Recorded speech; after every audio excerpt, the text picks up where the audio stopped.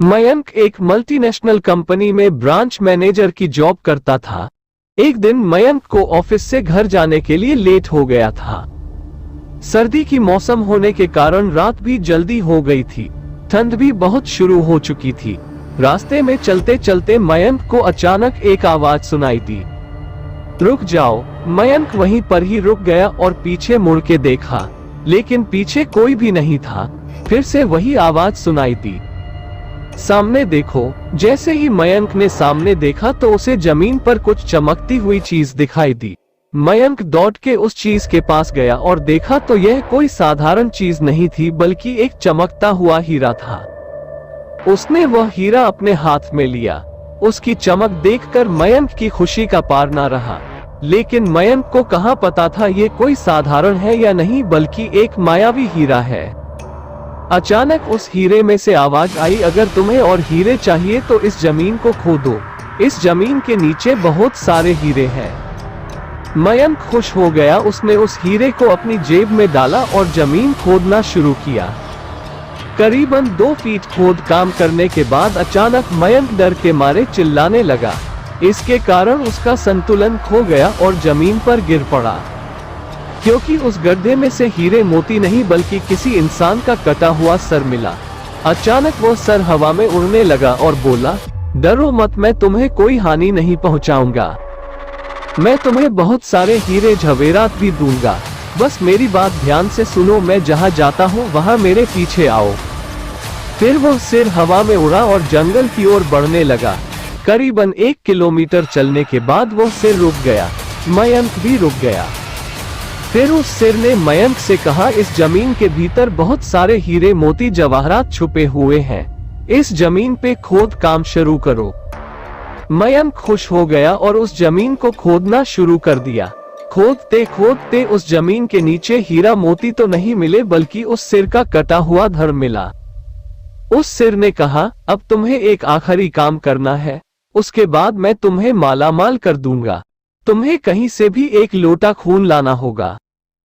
मयंक ने बोला, 1 लोटा खून? पर मैं 1 लोटा खून कहां से लाऊंगा?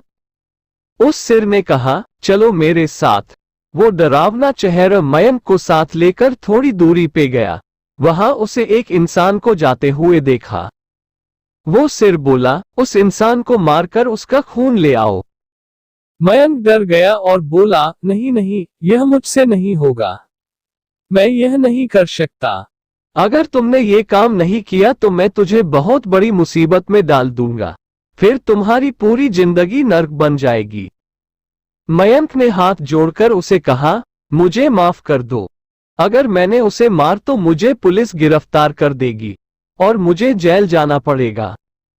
उस सिर ने अपने तंत्र मंत्र की शक्ति से एक छुरी और लोटा प्रकट किया और गुस्से से बोला, अगर तुम मेरा ये काम नहीं करोगे तो मैं तुम्हारे पूरे परिवार को मौत के गाढ़ उतार दूंगा। मयंक ने मजबूरी में आकर उस आदमी को मार डाला और उसका खून लेकर उस सिर के पास गया। वो सिर खून को देखकर बहुत खुश हुआ और बोला, ये खून मेरे शरीर पे डाल दे। उस सिर के कहने पर मयंक ने खून को उसके शरीर पे डाल दिया। फिर कुछ ही देर में वो कटा हुआ सिर उस शरीर पे जुड़ गया। ये सब देखकर मयंक की हालत अब खराब होने लगी। वो उस भूत को देखकर काफी डर गया। जैसे ही वो भूत जिंदा हुआ तो जोर जोर से हंसने लगा और डरावनी आवाज में बोला, तुमने बहुत बड़ी गलती कर दी कि तुम्हें मुझे फिर से जिंदा कर दिया। अब मैं सिर्फ तुम्हें ही नहीं बल्कि इस पूरे शहर को मौत के गाढ़ उतार दूंगा। डर के मारे मयंक के मुंह से आवाज भी नहीं निकल रही थी।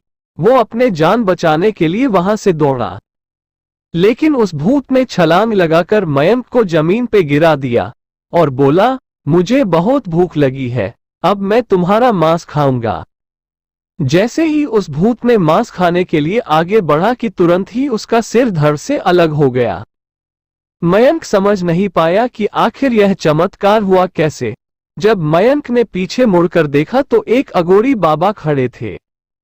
उस अघोरी बाबा ने कहा, जब तुम उस आदमी को मारकर उसका खून ले जा रहे थे तभी मैंने देख लिया था और समझ गया कि कुछ तो बुरा होने वाला है। इसीलिए मैं तुम्हारे पीछे पीछे यहाँ तक चला आया और मैंने अपनी मंत्र की शक्ति से उस भूत को फिर से मार दिया। अब तुम निश्चित होकर अपने घर जाओ। अब तुम पर कोई खतरा नहीं है।